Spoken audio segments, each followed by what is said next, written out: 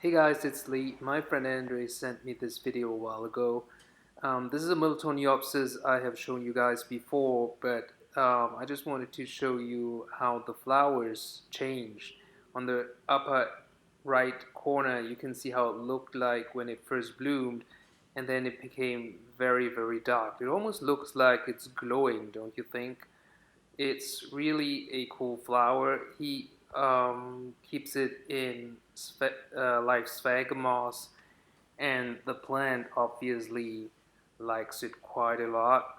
It's quite a huge plant, I have to say.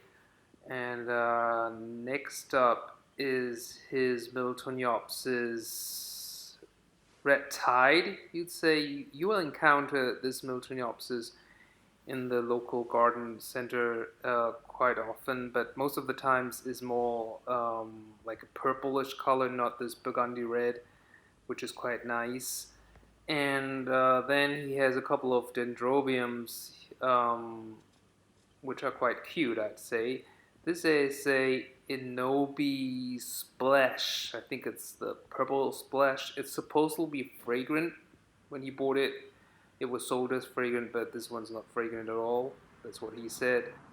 As you can see, he keeps this one in live sphagomoss again. He has two other dendrobiums that he keeps in lacquer. As you can see, it works for him, didn't work for me.